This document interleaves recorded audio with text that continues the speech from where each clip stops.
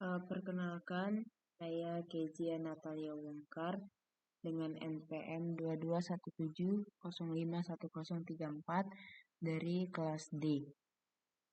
Di sini saya akan menjelaskan tentang teori bahasa dan otomata untuk tugas mata kuliah teori bahasa dan otomata dengan dosen pengampu Pak Febriansyah. Oke. Yang pertama itu ada sejarah teori bahasa dan otomata. Nah, pengembangan teori otomata, komputasi, dan teori bahasa berikutnya difasilitasi perkembangan bidang psikolinguistik. Bidang psikolinguistik ini berupaya menjawab pertanyaan-pertanyaan seperti berikut. Apakah bahasa secara umum? Bagaimana manusia mengembangkan bahasa? Bagaimana manusia memahami bahasa? Bagaimana manusia mengajarkan bahasa ke anak-anaknya? Apa gagasan-gagasan yang dapat dinyatakan dan bagaimana caranya? Bagaimana manusia membangun kalimat-kalimat dari gagasan-gagasan yang berada di pikirannya? Nah, sekitar tahun 1950-an, Noam Chomsky menciptakan model matematika sebagai sarana untuk mendeskripsikan bahasa serta menjawab pertanyaan-pertanyaan di atas. Saat ini dimulai pendalaman bidang bahasa komputer. Perbedaan antara bahasa komputer dan bahasa manusia adalah sampai sekarang belum diketahuinya bagaimana cara manusia mengartikan bahasa, sementara dengan pasti dapat mengartikan bahasa pada komputer. Nah, Noam Chomsky ini mengemukakan perangkat format disebut grammar untuk memodelkan properti-properti bahasa. Grammar sendiri berisi sejumlah aturan serta menspesifikasikan bahasa tertentu. Bahasa berisi semua string yang dapat dihasilkan menggunakan aturan-aturan dari grammar. Nah, meski pembahasan Chomsky ini terutama ditujukan untuk bahasa alami, grammar mempunyai nilai atau manfaat sangat besar di ilmu informatika atau komputer, karena pencapaian ini digunakan untuk mendeskripsikan dan mendefinisikan sintaks bahasa pemrograman dan bahasa-bahasa formal lainnya. Nah, untuk grammar sendiri itu diterapkan pada perancangan kompilator dan bidang-bidang di ilmu komputer. McLuhan dan Pitts mengemukakan bahwa mesin abstrak sederhana yaitu finite automata untuk memodelkan neuron nets. Finite automata ini juga digunakan untuk merancang switching circuit. Studi mengenai teori otomata terkait bidang-bidang lain di ilmu komputer. Kemudian ekuivalensi antara finite automata dan ekspresi reguler atau regular expression dikemukakan Stephen Kleene. Sejak saat itu teori bahasa dikaitkan secara erat dengan teori bahasa formal. Hubungan teori otomata dan teori pengkodean atau coding teori juga banyak diteliti.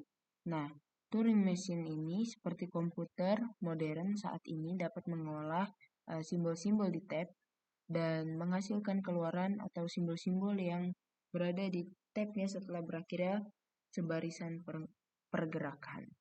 Merupakan karya seorang teoritis dari Alan Turing. Karena banyak yang berperan pada pengembangannya, bidang teori ini diberi aneka ragam nama yaitu teori otomata, teori bahasa formal, dan teori mesin Turing. Nah, pengertian teori bahasa dan otomata. Teori otomata adalah teori mengenai mesin-mesin abstrak dan berkaitan erat dengan teori bahasa formal. Ada beberapa hal yang berkaitan dengan otomata yaitu grammar. Grammar adalah bentuk abstrak yang dapat diterima untuk membangkitkan suatu kalimat otomata berdasarkan suatu aturan tertentu. Nah, konsep dasarnya itu ada anggota alfabet dinamakan simbol terminal, kalimat adalah deretan hingga simbol-simbol terminal. Terus yang selanjutnya itu ada bahasa, adalah himpunan kalimat-kalimat anggota bahasa biasa tak hingga kalimat. Selanjutnya ada simbol-simbol terminal atau variabel. Yang pertama itu huruf besar, misalnya A, B, C dalam huruf kapital. Terus yang kedua itu ada huruf S sebagai simbol awal. Dan yang ketiga itu ada string yang tercetak miring. Nah, huruf Yunani melambangkan string yang tersusun atas simbol-simbol terminal atau simbol-simbol non-terminal atau campuran dari keduanya. Sebuah produksi dilambangkan sebagai alfa, beta, artinya dalam sebuah derivasi dapat dilakukan penggantian simbol dari alfa dengan simbol beta. Oke, derivasi ini adalah sebuah pembentukan sebuah kalimat atau sentensial. Sebuah derivasi dilambangkan sebagai alfa ke beta. Sentensial adalah string yang tersusun atas simbol-simbol terminal atau simbol-simbol non-terminal atau campuran dari keduanya. Kalimat adalah string yang tersusun atas simbol-simbol terminal. Kalimat adalah sentensial, sebaliknya belum tentu. Nah, kalau grammar, misalnya ada grammar G didefinisikan sebagai pasangan 4 tupel. Nah, dari sini dan dituliskan sebagai G dalam kurung PT yang ada di dalam kurung ini. Di mana PT itu merupakan himpunan simbol-simbol terminal atau alfabet dalam kamus. Nah, kalau untuk VN itu himpunan simbol-simbol non-terminal. Nah, kalau untuk yang lainnya itu simbol awal atau simbol start itu S. Nah, sama P itu himpunan produksi. Nah, definisi formalnya otomata adalah sebuah 5 tupel. Oke, translator teori bahasa dan otomata. Nah, translator itu suatu program yang mengambil input sebuah program yang ditulis pada satu bahasa pemrograman ke dalam bahasa lain. Nah, mengapa dalam proses komputasi dibutuhkan translator? Yang pertama itu bahasa mesin adalah bentuk bahasa yang terendam pada komputer. Nah, yang kedua bahasa mesin tidak lebih dari urutan bit 0 dan 1. Terus instruksi dalam bahasa mesin dapat dibentuk menjadi sebuah microcode. Dan yang terakhir itu karena user tidak memahami bahasa mesin. Nah, selanjutnya itu jenis-jenis translator. Yang pertama itu ada assembler.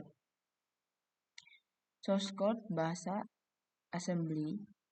Object code adalah bahasa mesin. Nah, seperti pada gambar ini. Terus yang kedua itu ada compiler. Source code bahasanya high level. Object code adalah bahasa mesin. Nah, source code dan data diproses secara terpisah seperti gambar berikut ini. Jadi, untuk source code itu akan ke compiler dan ke object code.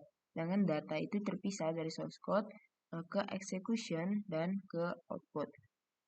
Oke, yang ketiga itu ada interpreter. Nah, interpreter ini tidak menghasilkan bentuk objek code seperti yang sebelum-sebelumnya. Nah, hasil translasinya itu dalam bentuk internal, di mana source code harus selalu ada. Tuh. Oke, sekian penjelasan dari saya. Terima kasih.